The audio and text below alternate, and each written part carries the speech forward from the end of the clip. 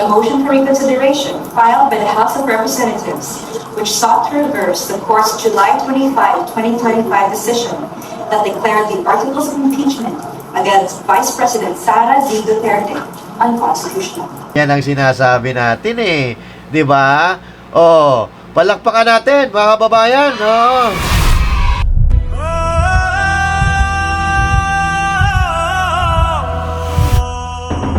At eto na nga mga kababayan, impeachment laban kay VP Sara Duterte ibinasura ng Korte Suprema.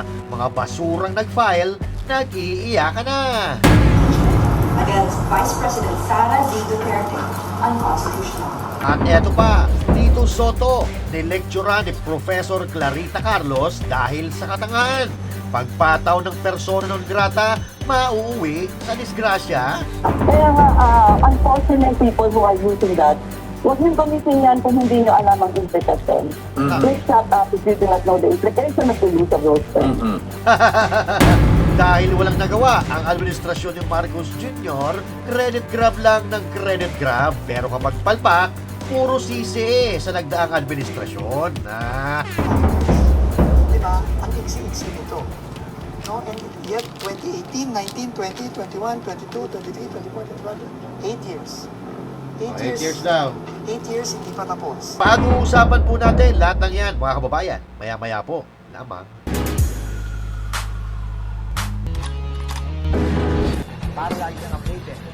Ako nga pala si Bidaya ng mga oposisyon sa kasalukuyan ko. At sabi nga, galit na galit ang mga dapuhan ng Pangulong Duterte. Kung hindi ka pa nakakapag-subscribe, isubscribe mo na yan! At syempre, magandang araw mga banateros at mga kababayan kong Pilipino sa iba't ibang panig ng mundo.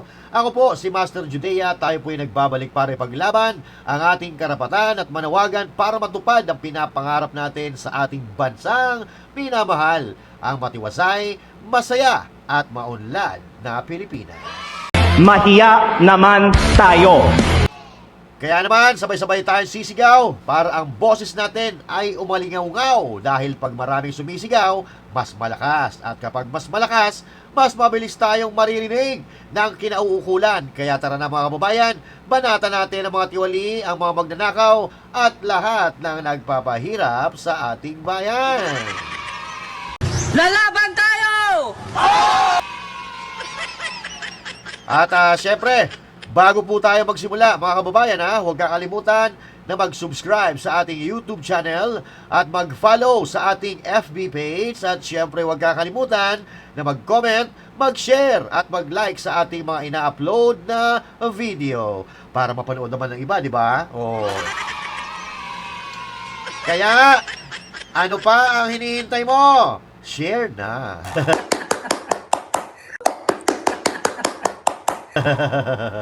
O eto, unang arangkada, impeachment laban kay VP Sara, ibinasura ng Korte Suprema. Ayan. Oo. At eto ba, mga basura na nag-file ng impeachment sa kanya, nag-iiyakan na daw sa kanilang mga lungga. Oo. Kahit saan mo naman kasi tingnan, ang pamumulitika lang talaga ang dahilan kung bakit isinampay ang impeachment na yan. Pero asahan natin, nauulitin nila yan. Pag napaso na po ang 1-year ban, ay,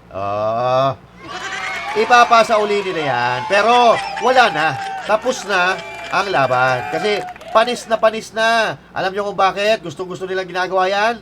Dahil gusto nila ma-impeach si VP Sara para may pag-asa ang mga kandidato nila. Yan. Pero, ang importante ay, ito muna ang importante dyan, no?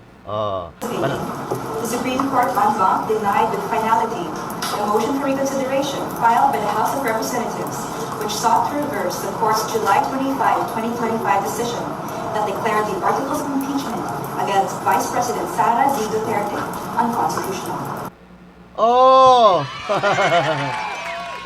Di ba? Oh! Yung mga i-final daw na motion for reconsideration ng mga kongresista, oh, ito ay hindi kinatigan ng Korte Suprema at ang impeachment kay VP Sara ay unconstitutional. Yan ang sinasabi natin eh. Di ba? Oh, palakpakan natin, mga kababayan. Di ba? Panalo na naman tayo sa laban. Samantalang itong mga talyanista, mga pinklawan, lagi nilang talunan. Oo. Yung isang kasama nila na may tililing sa utak, ayaw nang tumakbo. Di ba? Kasi alam niya na hindi naman siya mananalo, si Trililing. Kailangan ba kasi kayo matatauhan na ayaw na sa inyo ng taong bayan? Ha?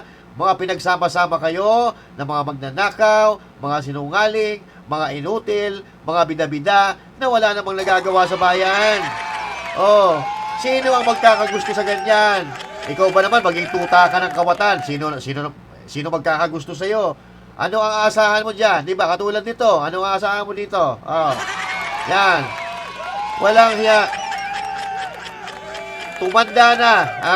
Tumanda na, inuban na sa Senado pero walang pinagkatandaan kasi bagay talaga itong tao na to diyan lang sa Bulagaan.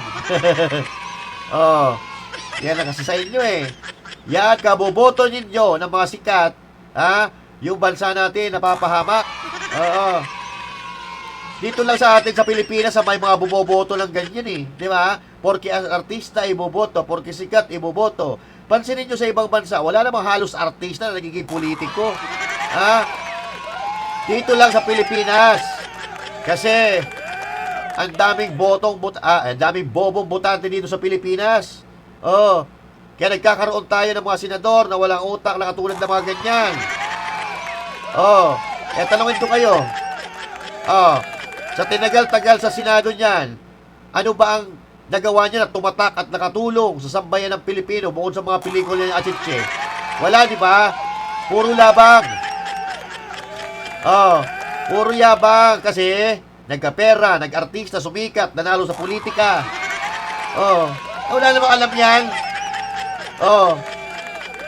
Ipinagyabang niya na siya ngayon ay may hawak ng titulo na pinakamahabang paninilbihan sa Pilipinas. Utang ina. Ipinagyabang mo pa, wala ka namang matinong nagawa na napakinabangan talaga ng mga Pilipino. Kung meron man, yung mga ordinaryo na nagagawa mo, hindi naman nakapagpabago sa buhay ng tao. Diba? Sa susunod, huwag na kayong boboto ng mga ganito. Ginagawa lang aso ng yung mga tulad na ganito politiko, ginagawa lang aso ng mga kurap na politiko yung mga ganito. Yung lumalabas niya, puro hangin. Biruin mo, ito pa. Magpapasa daw siya. Sinasuggest niya na ideklarang persona non grata ang diplomat ng China. Saan ka nakakita? Nakakatulong sa ekonomiya, nakakatulong sa bansa mo, persona non grata mo? Ano na kasi kayo eh, langong-lango na kayo sa politika, isinasali nyo yung politika sa negosyo. Isinasali mo nyo yung politika sa kapakanan ng bansa, no? Isinasakripisyo nyo yung politika nyo sa kapakanan ng bansa nyo. Kasi naman, yun ang utos na kamo. Diba? Kapag kumontra siya sa amo niya, tanggal ang liabang niya. Pag kumontra siya sa amo niya, tanggal siya dyan, talsik yan dyan sa pagka-Senate President. Di ba? Talsik yan mga yan dyan. Kasi nga, nandyan sila kasi pinapakinabangan. Ginagawa utusan. At dahil dyan, sa mga katangahan ninyo, kung ano-ano pinagagawa nyo, na pinapahamak nyo yung gobyerno at mga Pilipino, may sinabi si Clarita Carlos sa iyo. Sabi niya, shut up na lang daw kayo kasi wala namang kayong alam, mga inutil daw mga inutil daw kayo. Dinadaan nyo sa bigote. Akala mo naman kinagandang lalaki mo. Pakinggan mo si Clarita Carlos, ito. Wisit ka. Ating National Security Advisor, Dr. Clarita Carlos. Professor Carlos, ma'am, magandang umaga po sa inyo. Good morning, Leo. Ay, ma'am, kumusta po kayo? Ayan. At, ma'am, pwede bang, kayo po ay eksperto dito, pwede ba kaming lecturean? Ayan. Una-una po, Dr. Carlos Mama, kailan po idinideclare ang persona non grata sa isang opisyal o sa isang, sa diplomat lang ba idinideclare ito? Dati-dati kasi yan ay napapaloob dun sa mga conventions, governing diplomatic practice. Opo. So, ang persona non grata, dati tungkol lang sa mga diplomat. Pero kasi tayo, as usual, pinalawak natin yung, yung meaning nito, kaya makikita mo, minsan may mga taong ayaw nila nang sasabihin ng mayor na persona non grata ka dito sa aming syudad. Ang ibig sabihin lang yan, Opo. ikaw ay aming nakikita na undesirable person and you should stay out. Yan essentially ang fundamental meaning na stay out. Kapag yan ay ginamit mo, relative to diplomat, ibig sabihin mo, dahil ang ambassador ay accredited ng government of the Philippines, and yung Chinese ambassador is representing Xi Jinping, yung presidente nila sa People's Republic of China, ang ibig sabihin niya na dinideclare mo siyang undesirable person, and therefore he should get out. Okay, napaka-sensitibong bagay yan na hindi natin dapat paglaruan yung phrase na yan. Opo. Na hindi mo dapat inatapon-tapon mo lang siya na, like an ordinary term because it really involves relations between two states. Ayan. Kaya nga, unfortunate people who are using that, huwag niyong gamitin yan kung hindi niyo alam ang implication. Please shut up if you do not know the implication of the use of those terms. Oh. Okay? Oh. So, sabi niya, you shut up if you don't know the implication. Oh. Ano nga ba mangyayari? Kapag pinersona non grata mo, ang embalsamador tuloy. Oh, ang ambassador ng China, malamang sa alamang gagantihan. Anong gagawin? Pauuwiin din ang ambassador ng Pilipinas sa mga Chinese territory. Oh. At ang pinakamalala pa dyan, baka hindi lang ambassador ang pauwiin. Baka pati yung mga kababayan natin na nagtatrabaho sa kanila. Oh. Tandaan po natin na kahit saan natin tingnan anggulo, talo tayo.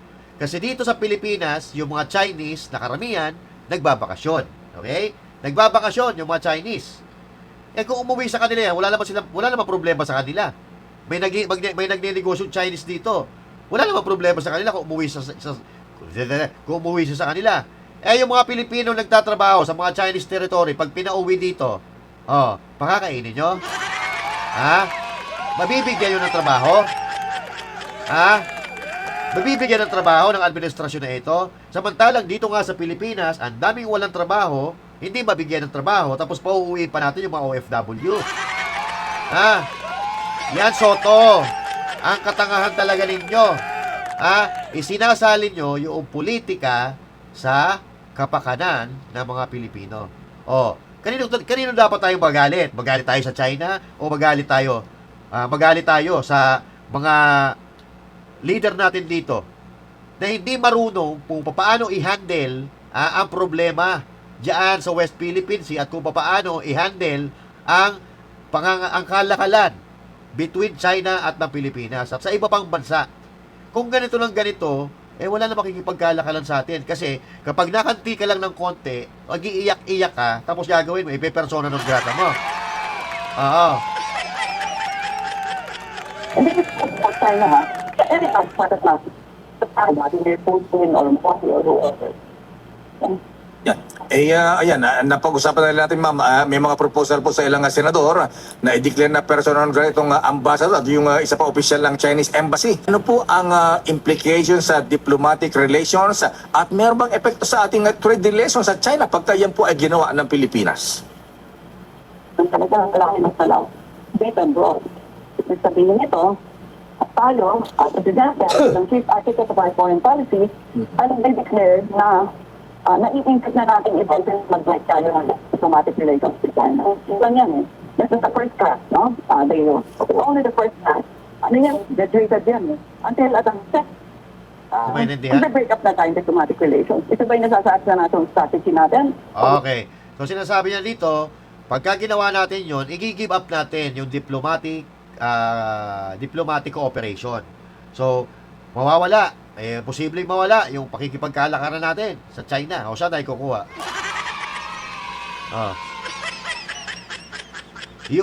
And at the same time, yung mga produkto natin, saan natin dadalhin? Meron ba tayong national strategy? Kasi yan, sunod yan sa isang national na balangkas eh. Alam mo, Deo? Yan ang isang buong mapa. Ito ang relasyon natin sa China, sa Russia, sa US, sa India, etc. Sa ASEAN. Diba? Ito ba ay napapaloob sa balangkas ng ating relasyon na gusto nating mangyari? Kasi kung hindi ito nababalangkas doon, huwag tayong kumibo. Gumawa tayo ng ibang paraan para maayos natin to kasi hindi ito naaayon sa ating national strategy. Eto po, mga kababayan, hindi po tayo ang nagsasalita dito. Ang nagsasalita po dito ay si Clarita Carlos na once na naging advisor ito. Foreign policy advisor ni Marcos Jr. Na maraming alam ito. Mas maraming alam ito kaysa kay Soto. Mas maraming alam ito kaysa kay Tariela. So, sino papaniwalaan natin na siya mismo nagsasabi na huwag tayong padalos-dalos. Huwag natin paglalaruan ang salita na persona non grata kung ang pinag-aawayan natin ay teritoryo, international territory. Kasi malaki kaguluhan yan. Unang-una, kung buti sana kung walang mga Pilipino na nagtatrabaho diyan sa mga Chinese territory, sa Macau, 'di ba? Sa Hong Kong at kung iba Singapore. Paano kung pauwiin niya mga yan?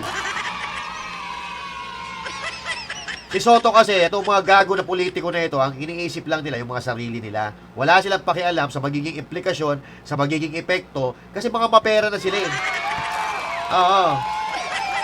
So, kunyari, eto sasabihin ng mga hinayupak na yan, nasasabihin yan, ginagawa natin ito para sa kapakanan ng bansa natin, pukin ang ina nyo, kapakanan nyo lang, iniisip nyo. Pero nakita mo naman, nung nagbigay ng accreditation nito si Ambassador Juan, si Presidente, ang ganda ng mga salita sinabi nila, let us have cooperation, let us do people-to-people exchanges, and the like.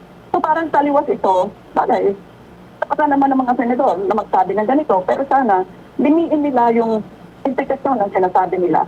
At pag ginagamit nila yung diplomatic terms na limiin din nila kung anong ibig sabihin nito sa pagkalahat ang relasyon natin dito sa bansa nito. So hindi po simpleng pagka dineclare na person non grata yung ambassador nila rito, hindi po simpleng gaganti rin sila at yung ambassador natin sa China ay pauwiin din. Hindi lang ganun po kasimple, Dr. Carlos, ma'am. No. It's a very, very convoluted thing, Deo, and it involves really very deep implications than what people who use those terms loosely are saying. Ayan. So, napaka-komplikado daw po nito. Kasi, hindi lang ito magtatapos sa pagpapauwi ng ambassador ng Pilipinas diyan sa mga Chinese territory. Baka dito na talaga magsimula ang gulo. Naayaw natin sana. Pero sige, Tito Soto, Tariela, Ontiveros, Erwin Tulfo. Sige na. Persona non grata nyo na. Persona non grata nyo, gawin nyo kung ano yung mga gusto niyo, nakakatangahan niyo, kayabangan niyo, gawin nyo. Pero, kapag napahamak ang mga Pilipino, napahamak ang Pilipinas, humanda kayo. Nadudubungin kayo ng mga Pilipino. Ang ginagawa nyo, nilalason nyo kasi yung utak ng mga Pilipino eh. Nilalason nila yung utak ng mga Pilipino na, binubuli-buli tayo dyan, inaapi-api tayo dyan. Bakit di ka gumawa ng paraan para hindi ka api-apihin? Eto, tandaan natin. Yung China, na pagkaupo ni Marcos, nag-reach out ang China na magkaroon ng parang collaboration. Diyan sa West Philippine Sea. Pero hindi pumayag. Si Marcos ayaw-ayaw. Si Gibo Teodoro ayaw. Tapos, etong presidente ng Pilipinas, nag-break ng protocol para makabayan lang yung presidente ng China. Tapos, itong mga alimuon niya, alipores niya, katulad ni Tariela, putang ina kung makapagsalita, akala mo kung sino. Apakayabang. And I'm so bothered because, I've been an observer of foreign policy. I've written so many papers on Philippine-China relations. And Ambassador Juan dun sa kanilang Chinese embassy function last week. And tinawag sa kami yung 3 o 4 kami and we declared to him, I declared to him, I don't mind telling you, I said, Mr. Ambassador, I think we need a reset and rethink of Philippine-China relations. Because our president has declared you as our friend, our partner and our neighbor. Hindi na mangyayari, hindi na magkakaroon ng geopolitics na yan. So it doesn't work on it already. And then siguro kung maidala ko ng Deo across on the Pacific Ocean, yung sinasabi ni Trump, the Western Hemisphere is ours, Monroe Doctrine. So, ayun. So ito ang sinasabi niya ni si Clarita Carlos. Si Trump hindi na nakikialam ng mga problema o sigalot dito sa Southeast Asian countries. Ang pinakikialaman ni Trump ngayon, yung mga nasa Eastern countries, katulad ng pagdakip niyo ng presidente, di ba? Presidente ba na ano yan? Romania. Basta yung presidente doon sa mga Eastern countries. Tapos, yun, kung makikita nyo sa balita, doon si Trump nanggugulo. Sa mga Eastern countries, wala siyang pakialam dito sa Pilipinas, wala siyang pakialam dito sa Southeast Asia. So, ano ang aasahan natin sa kanya? Eto kasi, ng mga ito, umaasa, natutulungan tayo ng Amerika. Kinangina naman, hindi pa tayo natututo. Nung nagkagera sa Marawi, bumibili tayo ng armas sa Amerika, hindi tayo pinagbilhan. Hindi tayo pinagbilhan, bibilhin na nga, hindi naman tayo nanghihingi. Saan tayo nakakuha? Ng mga baril na nakapatay doon mismo sa pinuno ng Maute Group. O, di ba, sa China. Rifle na galing China ang nakapatay doon sa pinuno noong nagkagera dyan sa Marawi. Galing China. Tandaan nyo po yan. At noong nagka-pandemya, sino ang pinakaunang bansa na nagbigay sa atin ng bakuna? Hindi ba China? Hindi ba China? Dahil yung Amerika, kailangan pa natin makipag-usap, kailangan pa natin magmakaawa para mabigyan tayo ng mga bakuna nila. Pero yung China, hindi nag-atubili, binigyan tayo ng bakuna. Libre pa nga noong una. Di ba? So doon tayo nanggagaling. Doon kami nanggagaling. Hindi kami nagiging pro-China. Hindi kami nagiging pro-China, kami ay pro-Philippines dahil nandito tayo mga Pilipino. Ang pinapaliwanag lang natin kung saan tayo nakikinabang. Yung Amerika, ano ba nila sa atin? Gulo. Diba? Ano yung mga EDCA na yan? Diba? Yun ang dala sa atin ng Amerika, na hindi naman sila nagbabayad sa atin, tayo pa nagbabayad sa kanila. Napakarami na ng EDCA. Ang sabi, nung una, makakatulong daw sa mga rescue operation pag may mga sakuna sa Pilipinas. Pero, ni isa na Amerikano, wala kang makita pag may baha, may lindol, magbagyo. Yun ang pinanggagalingan namin, hindi kami pro-China. Yun ang pinanggagalingan namin kung ano ang realidad at kung sino ang nakakatulong sa bansa na tinitiran mo sa bansang Pilipinas. Diba? Ganun lang ho kasimple. Ay nako. Ang iba, ang China, ang India, ang Russia, pahala na kayo sa inyong areas of responsibility. That's exactly what Trump is saying. Nakalagay yan sa national security strategy na. Ibig sabihin yan, ang basa ko bilang political scientist, across na sabi ko sa rehiyon na ito. Kasi nakatutok na siya sa Western Hemisphere, hindi ba dinukot niya si Maduro, tapos anuhin pa niya, ang Cuba, Colombia, ang taning listahan mahaba sa buong Latin America, di ba? Oo. Yan, si Maduro. Nakita mong, kailangan pag tinignan mo to, tignan mo sa pangkalahatang concern natin bilang bansa. Diba? So, kaya nga, sana sinasabi kong bagay, hindi naman mapapagsabihan ng mga senators. Hindi mo talaga mapagsasabihan ng mga senators. Yan ang sinasabi ko. Si Trump, wala siyang pakialam dito sa Eastern countries. Nandun siya sa Western. Si Maduro, inuuli niya, di ba? Doon siya nakikialam. Wala siyang pakialam na dito. So, umaasa pa ba tayo? Na pag inaway tayo ng China, tulungan tayo niyan? Hindi nga tayo pinagbilhan ng baril dati niyan. Ba? So, ano sinasabi ni Clarita Carlos? Ang sabi niya, tumindig tayo. Mag-isip-isip tayo, tingnan natin. And nasa malaking perspective. Hindi yung, sabagay, sabi nga niya, hindi mauutosan ng mga senador. Kasi kung ano ang utos sa kanila ng amo nila, wala tayong magagawa doon. Yun ang talaga gagawin nila Kasi wala naman sila pakialam sa iyo. Wala silang pakialam sa atin. Kung ano gusto nila mangyari, yun na yun. Kasi sila nakikinabang Makabayaman na sila naman. Medyo hinay-hinay po tayo sa paggamit natin at sa mga proposals natin. Kapag lalo na ang Senate na siya ang nag-ratify ng mga cities and countries na nag-given. Ayan. Kasi meron po itong malalim at malawak na institusyon. Ayan. Ano po ang possibility? Ano mangyayari sa trade, economic relations natin sa China pag lumala po ang sitwasyon pag may na-declare na persona non grata, Dr. Carlos, ma'am? Kasi Alam mo, nung nasa security advisor pa ako, Bayo, Opo. marami akong memo sa president natin na i-ano natin, i-automize natin yung trade economy at saka yung territorial issues. Yung territorial issues, nakamatay na tayo dahil hindi talaga mariresolve yan. That's why, set it aside, put it in the margin. Yung territorial issue, nagmula pa yan noong una pang panahon eh. Hindi talaga nare-resolve yan. Di ba? Hindi mariresolve. Hayaan natin yan. Dapat meron tayong boundaries dyan. Boundaries dyan sa sigalot natin, dyan sa territory, at may boundary din tayo doon sa ekonomiya, sa kalakalan, sa trade. Di ba? Ang nangyayari kasi dito, pinaghalo nila yung territorial dispute tsaka yung trade. Isinama nila yung trade. Ha? Na makaka-apekto yan sa ekonomiya ng Pilipinas. Saan tayo kukuha ng mga produkto sa Amerika? Sa Japan? Ha? Apakamahal na mga bilihin doon? Ma-afford kaya ng mga Pilipino yon? Samantalang yung mga produkto galing China na nga ngayon na napakamura, hirap na hirap pa tayo. Oo. Tapos gagawa kayo ng ganyan. Ano na ipapakain nyo sa mga Pilipino? Buti sana kung sinusuportaan nyo na maayos yung mga magsasaka dito sa Pilipinas. Problema, pinagkukurap nyo yung mga pondo. Pakialaman natin pagtitinda ng ating mga saging, pineapple, virgin coconut oil, ganun. Kasi, tignan mo ang Vietnam. Di ba ang daming namatay na Vietnam nang tungkol sa China? Yes, ikaw naman, nagtitinda sila sa China. China is selling to them. Same as Malaysia, Indonesia. If these countries can do it, why can't we? Mahirap na i-memorize ang Deo. Diba? Hello? Diba? Hello? Yan. At meron pang nalimutan ko ng pangalan niya. Meron special envoy to China for investment. Meron special envoy to China for trade.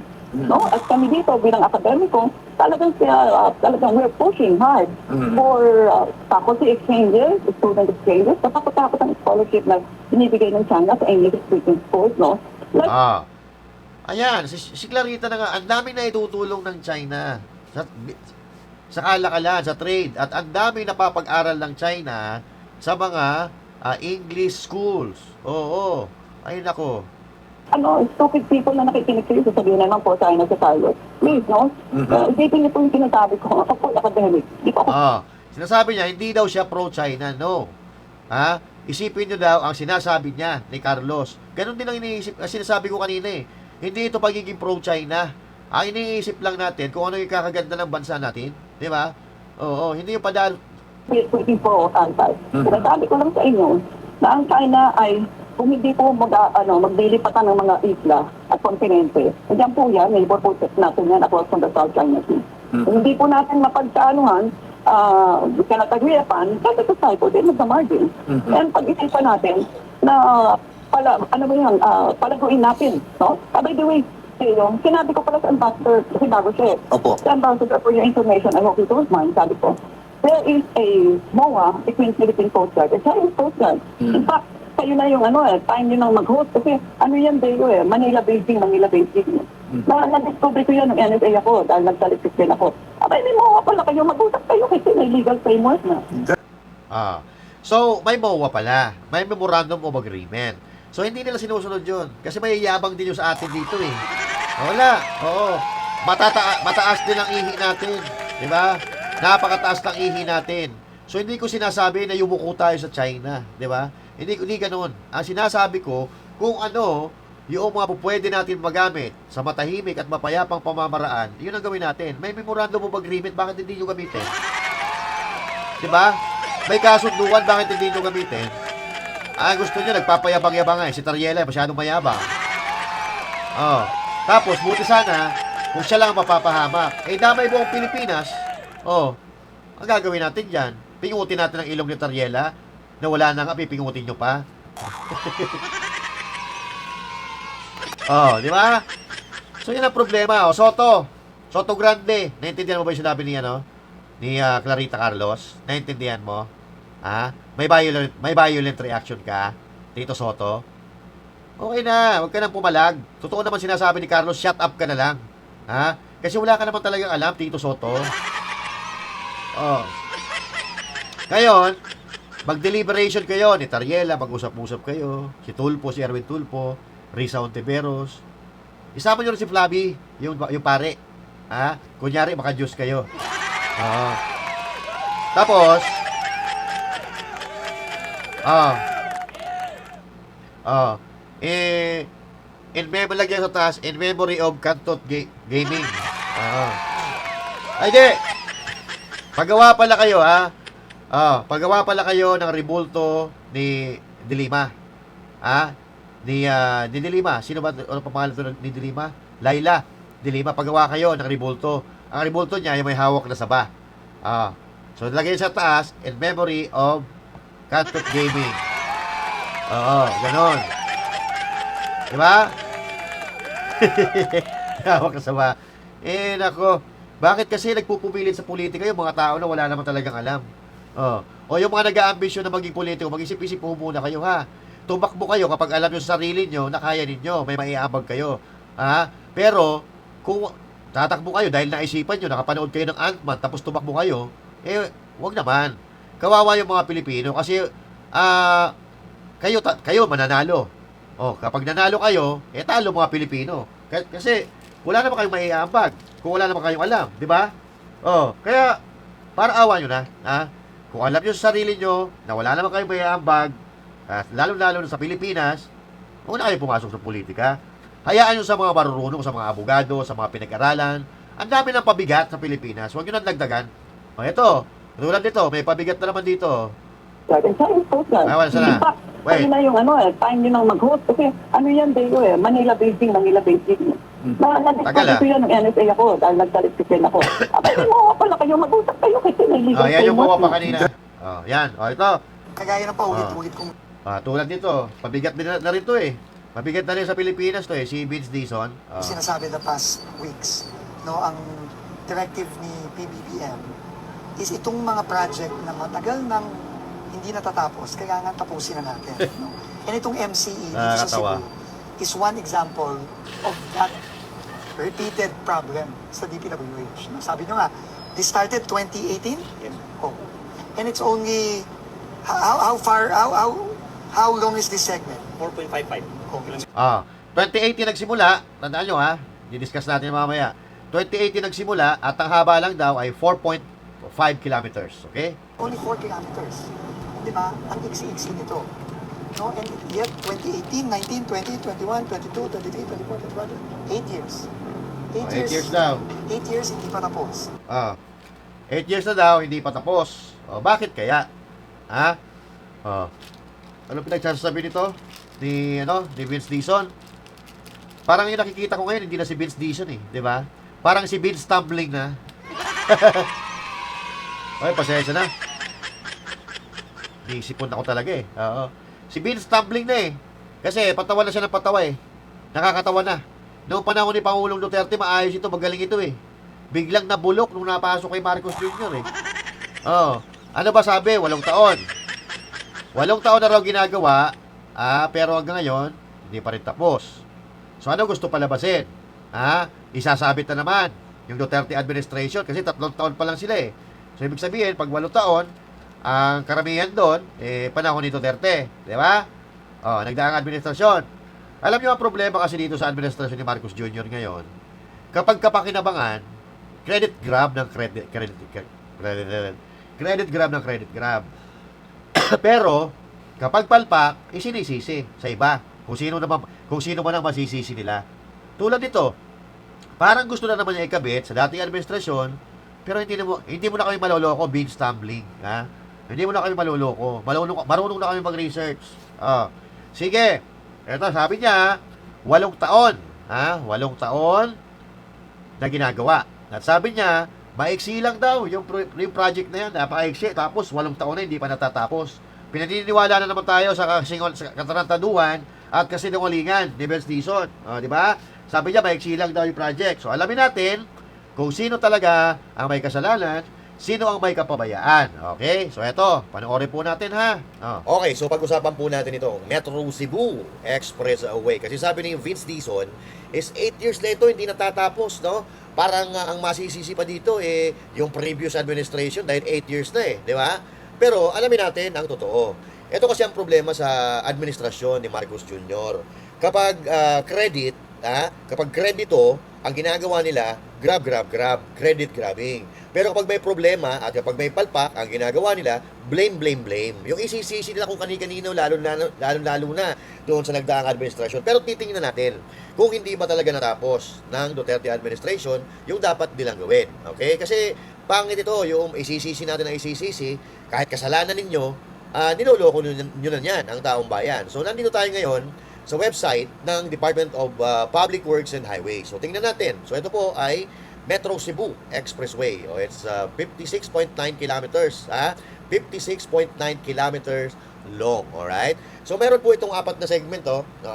May apat na segment. Segment 1, Minglanilla, Cebu, Mandawi, Consolacion, to Barangay Tanaw City, Naga City, Minglanilla. Ayan, may 1, 2, 3A, 3B. Okay? So now, magkano budget? Ayan, nakalagay po ang budget dyan. Ang haba po niyan, ang sabi ni Vince kanina, ay 5.5 kilometers. Hindi po, yung Metro Cebu Expressway na yan, ay may haba po yan na 59 kilometer. Ayan, 56.9 kilometers long. So, ang hindi nilang natatapos ay 5.5 kilometers long. Okay? So, kasalanan ba ito ng Duterte administration? So, sinabi ko may apat na segment po ito. So, ang huling segment na lang ang hindi nagagawa at meron po sa total na ang buong proyekto ay ang completion is 97.13%. Konting-konti na lang po, 97.13. Kumbaga, 3%, almost 3% na lang ang tatapusin nila pero hindi pa nila matapos-tapos. Bakit? Kasi nga, pinagnanakaw nila yung mga pondo dyan. Eto, ayan, sabi ni Vince Dizon, 2018 daw, hinimulan. Totoo naman na 2018 sinimulan. Pero, yung segment na dapat matapos noong 2018 ay natapos po. Ayan October 18, 2021. Natapos from 2018, yung first segment na ginagawa nila, project completed. Ayan project completed. Diba? Project completed. 2019, ito yung mga ID. 100%. From 2019 to 2022, project completed on June 24, 2022. Okay. And now, pasok tayo dito sa 2022. 2022, project completed 2022 to 2023. Kasi ito, yung pagpapatuloy pa rin ng proyekto. Ipinagpapatuloy pa rin from Duterte administration to Marcos administration, 2022. Budgeted na yan Ayan, 2023 natapos. Kasi nga budgeted na. So ito, ID number, March 15, 2022, 100% completed. April 2023, project completed. So, sa madaling salita, 2022, 2023, yung 2022, yung 2022 na segment na dapat gawin, ano nakalagay dyan? 100% completed. So now, alin ang project ongoing? Alin ang project ongoing? Ito, March 3, 2023. Siguro, ang nangyari, wala ng budget. Hindi na binadgetan ngayon, kaya hindi natatapos. So, kaninong kasalanan nito? Kasi 2023, completed na yung segment na dapat matapos ng 2023. Ayan nakalagay malinaw po. 2022, project is completed. DPWH po ito hindi natin gawa-gawa ito. So, mula nung March 3, 2023, project ongoing, hanggang sa kasalukuyan, project ongoing pa rin. So, ibig sabihin, walang ginawa dito ang Marcos administration. Ganun po kalinaw. Hindi katulad ng gustong palabasin ni Vince Dizon na kasalanan na naman ng Duterte administration. Ayan nga ang iniwan ng Duterte administration, 97.13%. Kung hindi naman kayo mga oblok, ipagpapatuloy nyo na nga lang yung project, hindi nyo pa nagawa. Tapos sisi kayo ng sisi, blame. Pero pag maganda, pagka-kredito, credit, grab ang ginagawa ninyo. Huwag nyo kami pinagluloko. Maloloko nyo lang yung mga bobo na hindi marunong mag-aral. Yung hindi marunong mag-research at sunod-sunuran na lang sa mga sinasabi ninyo na puro pambubudol at panggagago sa mga Pilipino. Huwag kami, iba na lang. Okay. So nakita nyo naman mga kababayan kung paano tayo lukuhin di ba? Pinapaikot tayo ng pinapaikot kung saan-saan, kasalanan ni ganito, ang tagal-tagal na yan, 8 years na yan, hindi pa natatapos. Samantalang, nung iniwan ng Duterte administration is 97% completed, so 3% na lang ipagpapatuloy nyo, 3 taon na kayo nakaupo dyan, hindi nyo pa nagawa-gawa. Tapos ang yayabang nyo talaga Oo. Kumbaga, ililis nyo yung issue para hindi masagasaan yung mga amo nyo. So, doon sa pinakita natin na datos, ano masasabi nyo doon? galing mismo yon sa DPWH. Kaya wag nyo kami pinaglululoko, Vince Dizon. Tigil-tigilan nyo kami dahil lahat ng sasabihin nyo, i-check namin kung yan ang totoo.